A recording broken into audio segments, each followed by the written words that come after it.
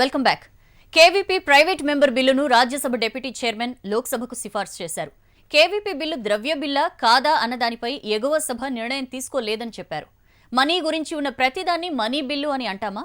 సాంకేతిక అంశాలను అడ్డం పెట్టుకుని కేంద్రం కేవీపీ ప్రైవేట్ బిల్లు విషయంలో తప్పించుకునే ప్రయత్నం చేస్తోందా?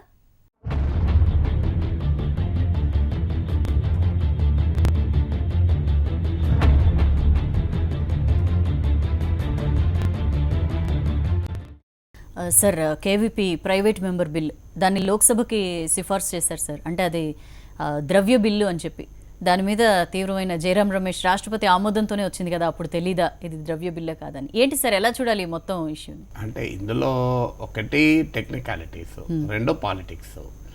టెక్నికాలిటీస్ ఏంటంటే ఇది ఒక ప్రైవేట్ మెంబర్ బిల్లు.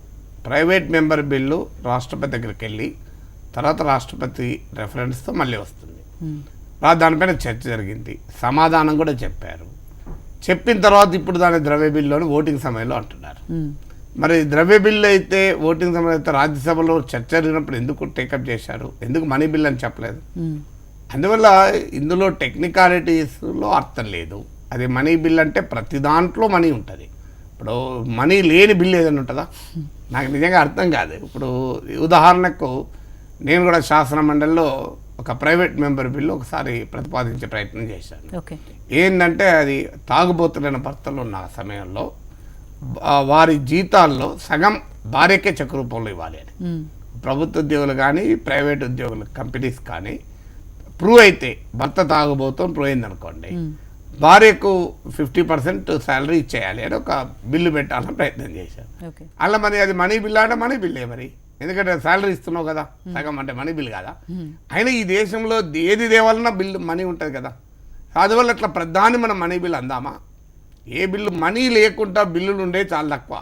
ఏ బిల్లు అయినా దాని ఆఖరికి అమలు చేయాలంటే కూడా మనీ ఉంటుంది. ఇప్పుడు సమాచార హక్కు చట్టం అది అమలు కావాలంటే యంత్రాంగం పెట్టాలి. యంత్రాంగం పెట్టాలంటే మనీ ఉండాలి కదా, అంటే అర్థమే ఉందా? ఇది ప్రత్యేక హోదా అనేది రాష్ట్ర పునర్వ్యవస్థీకరణ సమయంలో ఇచ్చినటువంటి హామీ. ఆ హామీ ఆ రోజు కూడా రాజ్యసభలోనే ఇచ్చారు. మరి అది మనీ బిల్ సంబంధించింది రాజ్యసభలో ఇవ్వకూడదు, మీరు లోక్సభలో ఇవ్వండి అని ఆ రోజు అరుణ్ జైట్లీ ఎందుకనిలే? ఆ రోజు అరుణ్ జైట్లీ ప్రతిపక్ష నాయకుడు కదా. ఆ రోజు మన్మోహన్ సింగ్ గారిని మీరు ప్రకటన చేయాలి అని వెంకయ్య నాయుడు గారు, అరుణ్ జైట్లీ గారు పట్టుబట్టి అడిగారు కదా. మరి ఇవాళ రాజ్యసభకి అధికారం లేదు అని అరుణ్ జైట్లీ గారు పెద్ద స్పీచ్ ఇచ్చారు. మరి ఈ అధికారం లేనప్పుడు ఇవాళ కేవీపీ రామచంద్రరావు ప్రైవేట్ మెంబర్లు బిల్లులో పెట్టింది ఏంటి? ఆ రోజు ప్రధానమంత్రి మన్మోహన్ సింగ్ ఇచ్చిన హామీలో ఉన్నదే పెట్టాడు. మరి ఆ రోజు మన్మోహన్ సింగ్ హామీ రాజ్యసభకి ఇస్తుంటే అరుణ్ జైట్లీ గారు లేచి, అయ్యా మీరు ఇక్కడ హామీ ఇవ్వద్దు, మీరు లోక్సభలో ఇవ్వాలి, ఇది మనీ బిల్లుకు సంబంధించిన చెప్పాలి కదా. ఆ రోజేమో ఎందుకు ఇవ్వాలి హామీ అని అడిగారు. ఇవాళేమో ఓటింగ్ సమయంలో అది మనీ బిల్లు అంటున్నారు. అది చర్చ సమయంలో మనీ బిల్లు కాకూడదని కూడా అప్పుడు కూడా పట్టుబట్టారు ప్రతిపక్షాలు. అందువల్ల ఇది మనీ బిల్లు లేదా మనీ బిల్లు కాదు అనేది టెక్నికాలిటీ. ఇక రెండు, నిజంగానే కేంద్ర ప్రభుత్వానికి ఆంధ్రప్రదేశ్ ప్రజలకు న్యాయం చేయాలని చిత్తశుద్ధి ఉంటే, మోడీ గారు తిరుపతి వెంకన్న సాక్షిగా ఇచ్చిన హామీని అమలు చేయాలని కోరికే ఉంటే, వెంకయ్య నాయుడు గారు, అరుణ్ జైట్లీ గారు ఒంటి కాళ్ళ మీద లేచి ఆనాటి ప్రధాని మన్మోహన్ సింగ్ను కుత్తిగా పట్టుకొని స్టేట్మెంట్ ఇప్పించినది నిజమే అయితే, ఆ స్టేట్మెంట్ని ఇవాళ అధికారంలోనే అమలు చేయాలన్న చిత్తశుద్ధి ఉంటే, అయ్యా ఇది మనీ బిల్లు, అందుకే దీన్ని రాజ్యసభలో పెట్టకూడదు, ఇది మాకు అప్పచెప్పండి, ప్రభుత్వమే దీన్ని ఆమోదిస్తుంది, మేమే దీన్ని లోక్సభలో ప్రవేశపెడతామని చెప్పొచ్చు కదా. మనీ బిల్లు పెట్టడానికి ప్రైవేట్ మెంబరు పెట్టకూడదు రాజ్యసభలో అన్నారు. మరి ప్రభుత్వమే తీసేసుకుని లోక్సభలో పెట్టండి, గొడవ అయిపోయింది కదా. సమస్య ఎక్కడిది?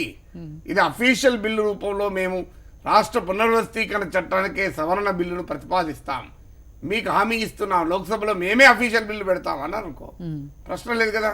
అంటే ఇవాళ ఏంటిది, ఇది మనీ బిల్లా కాదా అనేది తేల్చాల్సింది కూడా లోక్సభ స్పీకర్ తేల్చుతారు. ఇది నిబంధనలు అంటున్నారు. లోక్సభ స్పీకర్ ఎవరు? భారతీయ జనతా పార్టీ నాయకురాలు. బీజేపీ ఆదేశాలు అనుగుణంగా పనిచేయకూడదు న్యాయంగా అయితే. ఇది న్యాయం, ధర్మం, రాజ్యాంగం. రాజకీయం వేరే ఉంటుంది, మన అందరికీ తెలిసిందే. అందువల్ల ఇప్పుడు కేంద్ర ప్రభుత్వానికి కాదని, కేంద్రంలో అధికారంలో ఉన్న బీజేపీని కాదని సుమిత్రా మహాజన్ ఇది మనీ బిల్లు కాదు, రాజ్యసభలో ఓటింగ్ కావాలని అంటారా? అసలు మన పతలం ఏంటంటే రాజ్యసభలో ప్రభుత్వానికి బలం లేదు. ఆ లోక్సభలో బలం ఉంది. అందుకే దీన్ని రాజ్యసభ నుంచి బయటపడేయాలి. Yeah. రాజ్యసభలో దీన్ని ఓటింగ్ జరిగితే అది ఆమోదం పొందుతుంది. అవును. ఆమోదం పొందితే ప్రభుత్వం ఇబ్బందులు పడుతుంది. ఆంధ్రప్రదేశ్ ప్రజలకు బెనిఫిట్ అవుతుంది, కేంద్ర ప్రభుత్వం మాత్రం బెనిఫిట్ కాదు. అందుకొరకు ఇవాళ ఆంధ్రప్రదేశ్ ప్రజలకు ప్రత్యేక హోదాను ఘోరంగా దారుణంగా నిరాకరించడానికి సాంకేతిక పరమైన అంశాల వెనకాల ఇలా కేంద్ర ప్రభుత్వం దాక్కుంది తప్ప ఏమీ లేదు. అందువల్ల మీకు నిజంగా చిత్తశుద్ధి ఉంటే ఇది మనీ బిల్లో ఏ బిల్లో పక్క పెడదాం, మీరే అఫీషియల్ బిల్లు పెట్టండి. పోలవరం మండలాల్ని ముంపు మండలాల్ని ఆంధ్రప్రదేశ్ రాష్ట్రానికి బదలాయించారు. రాష్ట్ర పునర్వ్యవస్థీకరణ చట్టానికి సవరణ తెచ్చారు, ఆర్డినెన్స్ తెచ్చారు, మొదటి కేబినెట్ మీటింగ్ లో ఆమోదించారు. మరి అప్పుడు ఏ సాంకేతిక పరమైన అంశాలు అడ్రాలే కదా.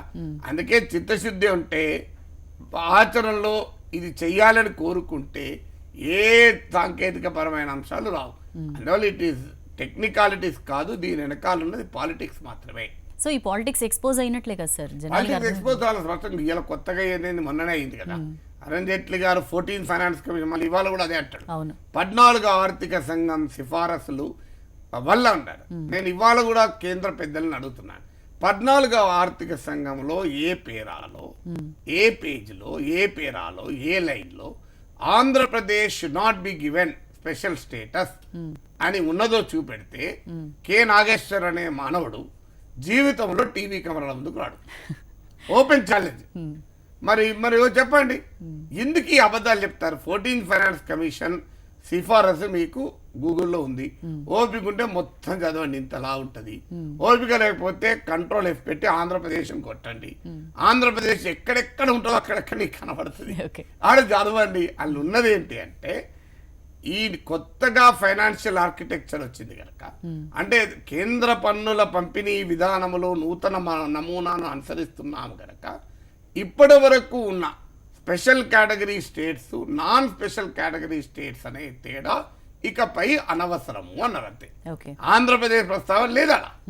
మరి ఆంధ్రప్రదేశ్ ప్రస్తావన ఎందుకు తెస్తున్నట్లు? మరి అయినా కూడా నేను మొన్న కూడా చెప్పాను, 14 ఆర్థిక సంఘం సిఫారసులే అంత ప్రధానమైతే, అది రాజ్యాంగబద్ధమైన వ్యవస్థ కనుక ఫైనాన్స్ కమిషన్ రికమెండేషన్ అంతే ముఖ్యమైతే 12వ ఫైనాన్స్ కమిషన్ రికమెండేషన్ మీరు ఎందుకు అమలు చేయరు? 12వ ఫైనాన్స్ కమిషన్ చెప్పింది ఏంటంటే కేంద్ర ప్రభుత్వానికి వచ్చే గ్యాస్ పెట్రోలియంలో రాయల్టీని అందులో 50% రాష్ట్రానికి ఇవ్వాలని 12th ఫైనాన్స్ కమిషన్ చెప్పింది. మీరు 12th ఫైనాన్స్ కమిషన్ రిపోర్టులో గూగుల్లో దొరుకుతుంది, ప్రాఫిట్ పెట్రోలియం చూడండి. అన్ఫార్చునేట్లీ ఏంటంటే ఆంధ్రప్రదేశ్ ఏ రాజకీయ నాయకు మీద అడుగుతలేడు. ఇన్నిసార్లు HMTVలో నేను తలకాయ బాదుకొని చెప్తున్నా, 12th ఫైనాన్స్ కమిషన్ లో మరి సిఫారసు ఉందయ్యా, ఈ 12th ఫైనాన్స్ కమిషన్ సిఫారసు నేను అమలు చేయండి. 14th ఫైనాన్స్ కమిషన్ సిఫారసు వల్ల ఆంధ్రప్రదేశ్కు ప్రత్యేక హోదా ఇవ్వలేకపోతున్నామని పదే చెప్తుంటే మరి ఒక్క రాజ్యసభ సభ్యుడైనా లేచి అయ్యా మీకు 14th ఫైనాన్స్ కమిషన్ ఇంత ముఖ్యం కదా, మరి 12th ఫైనాన్స్ కమిషన్ అమలు చేయండి అని ఎందుకన్నారు? రాజ్యసభలో ఇంతమంది సభ్యులు ఉన్నారు, ఎవరు అడుగుతలేరు. ఆశ్చర్యంగా ఉంది. మరి నిజంగా కూడా ఆశ్చర్యమే కాదు, ఆవేదన కూడా ఉంది. పోనీ నేను చెప్పింది తప్ప చెప్పమనండి, ఎవరినైనా ఆ రాజ్యసభలో ఆంధ్రప్రదేశ్ పెద్దలను ఎవరన్నా చెప్పమనండి, పోనీ రాజకీయ పార్టీల పెద్దవని చెప్పమనండి. ప్రభుత్వం చంద్రబాబు నాయుడు గారు లేఖ రాశారు, మాకు ఆ వాటా ఇవ్వండి అని. రాజశేఖర రెడ్డి లేఖ రాశాడు, మాకు వాటా ఇవ్వమని. కానీ రాజశేఖర రెడ్డి వారసులు అడగరు, చంద్రబాబు నాయుడు అడగరు, కాంగ్రెస్ పార్టీ అడగరు. ఎందుకు అడగదు ఎవరికి తెలియదు. దీన్ని అడగచ్చు కదా. 14th ఫైనాన్స్ కమిషన్ ఇంపార్టెంట్ అయితే 12th ఫైనాన్స్ కమిషన్ ఇంపార్టెంట్ కదా, సింపుల్ లాజిక్. తర్వాత రాజ్యాంగబద్ధమైన వ్యవస్థ అయిన 14th ఫైనాన్స్ కమిషన్ ఇంపార్టెంట్ అయితే పార్లమెంట్ రాజ్యాంగబద్ధమైన వ్యవస్థ కాదా? ప్రైమ్ మినిస్టర్ రాజ్యాంగబద్ధమైన వ్యవస్థ కాదా?